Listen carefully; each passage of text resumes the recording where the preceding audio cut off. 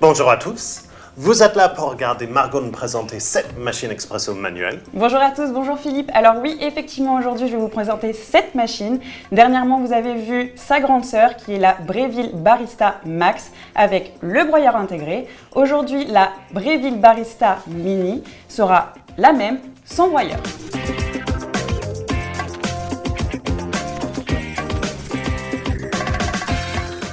Donc sur cette mini barista, on va d'abord réaliser un espresso. Donc Philippe, s'il te plaît, est-ce que tu peux me passer le porte-filtre? Porte-filtre. Alors, porte-filtre, ça a une dimension assez large. Hein, oui, on est sur du 58 mm, donc sur un filtre considéré comme du semi-professionnel. Ouais, alors c'est le diamètre semi-professionnel, mais la machine fait quand même machine débutante. Exactement. Et il y a un autre truc que j'ai vu, les becs sont un peu... Un petit peu bizarre, oui, effectivement, mais je te montrerai ça lorsqu'on réalisera l'espresso. Ok, donc là, tu es en train de le remplir avec du prémoulu. Oui, exactement. Je me suis servi de mon petit moulin domestique, puisque du coup, il vaut mieux favoriser du café fraîchement moulu. Ouais, donc je suppose que dedans, ça veut dire qu'il y a un filtre pressurisé. Exactement. Donc, filtre pressurisé qui va mélanger le créma avec le café, ce qui vous permet d'avoir un mouture qui n'est pas forcément super précis. Donc, un prémoulu du commerce ou d'utiliser un moulin qui n'est pas vraiment prévu pour l'espresso, comme Margot a utilisé maintenant. Exactement. Tu veux peut-être que je... Tu veux flusher? Alors, je vais flusher avant. Pour rappel, on flush toujours un petit peu avant notre extraction pour venir enlever les petits résidus de moulu et remettre la machine à chaud.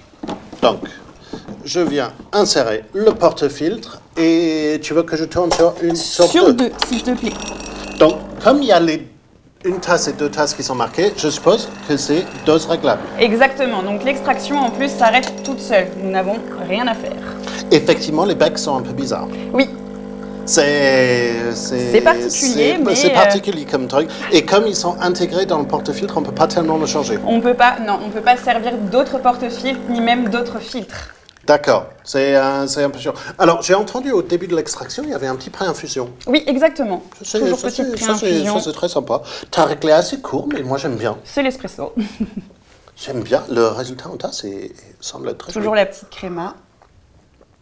Et vraiment, en goût, c'est top. Alors, je vois que tu as sorti une grande tasse et un pichet, c'est pour faire un latte. Oui, exactement. Pour ça, je vais te demander de me passer le porte-filtre, mais avant ça, il faut toujours remettre la molette sur le point zéro. On a fini notre dose. Exactement. Donc, tac, je prends mon petit porte-filtre. Je le récupère.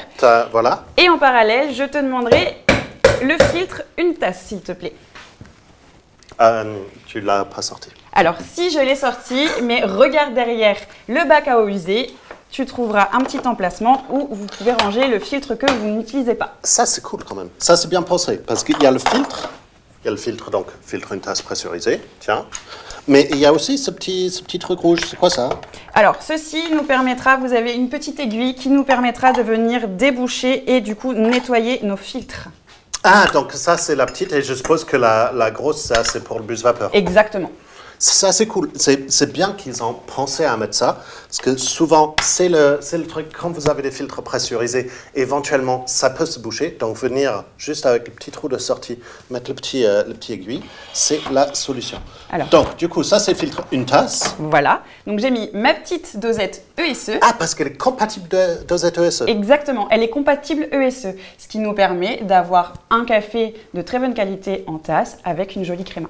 Et aussi, ça permet aussi d'avoir une petite solution d'écart ou d'essayer d'autres goûts sans forcément avoir toute la poche entamée. Et ça, donc, un petit flush. On reflush. Toujours un petit flush pour retirer la mouture. Exactement. Je viens insérer le porte-filtre. Tac, tac. Tourner la molette sur une tasse. Sur une tasse maintenant. Et là, l'objectif va être de bien caler notre petit pichet. Ah oui, je vois, parce que forcément, c'est le truc tout à l'heure où j'avais dit que le tasse, il faut qu'il soit assez grand. Là, pour une tasse, c'est un peu compliqué. Un petit peu compliqué. Mais le résultat en ESE est très joli. Hein. Top. Ça, c'est top. Donc, maintenant, vapeur. Alors, vapeur. Dans un premier temps, on met notre petite molette au point zéro. Et pour le coup, on viendra la tourner également au niveau de notre symbole vapeur. Ah, ça s'enclenche tout seul. Ça s'enclenche tout seul. D'accord. Pour le coup. C'est pour ça qu'il faut être très réactif, avoir la petite microfibre à côté, toujours pour venir nettoyer.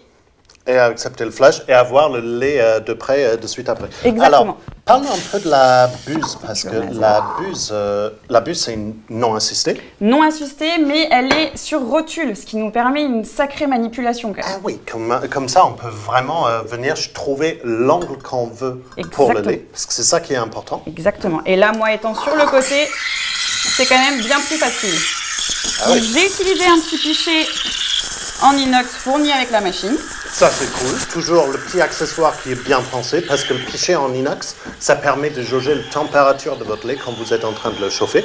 Donc ça, c'est vraiment bien. C'est plein de petits trucs qui sont bien pensés. C'est ça, exactement. Comme je vois le petit rond sur le chauffe-tasse. Exactement, pour mettre le temper. Qui n'est pas vraiment chaude, mais qui pour mettre le temper. Exactement. Donc ça, c'est bien pensé. Je vois le réservoir derrière qui est super grand, ça me dit 2 litres. 2 litres, exactement. Qui est gigantesque. Pas de cartouche filtrante. Non.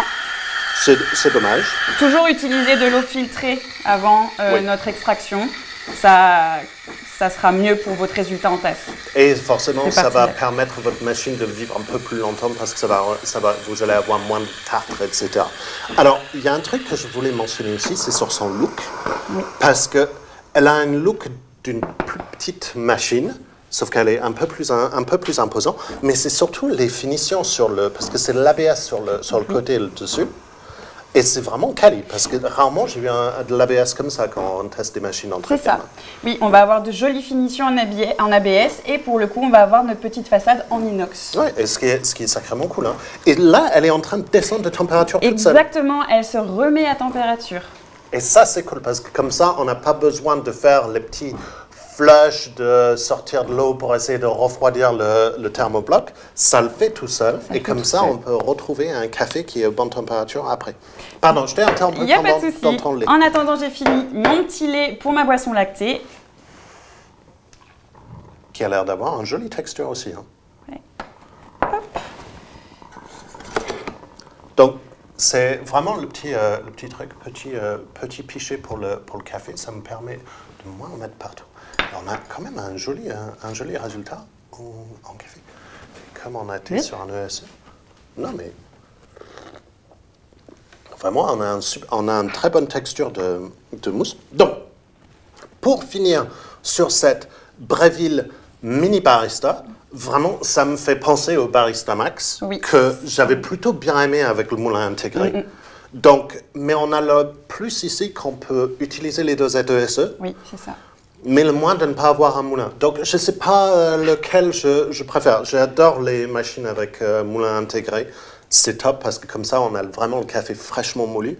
Mais les petits trucs où ça descend en température tout seul, la buse vapeur qui est sur rotule, c'est tout plein de petits trucs bien pensés sur la machine. La petite cachette pour le filtre, c'est vraiment bien pensé. Donc, si cette Breville Mini Barista vous intéresse, vous pouvez la retrouver chez nous, ici. Pour vous abonner à notre chaîne et voir toutes les vidéos dès que ça sort, c'est juste là. Et si vous souhaitez regarder d'autres vidéos sur les machines manuelles débutantes, ça sera juste ici également. Et si cette vidéo vous a aidé à choisir votre machine expresso, n'hésitez pas à laisser un like. Jusqu'à la prochaine fois, on va vous dire bon café. Bon café!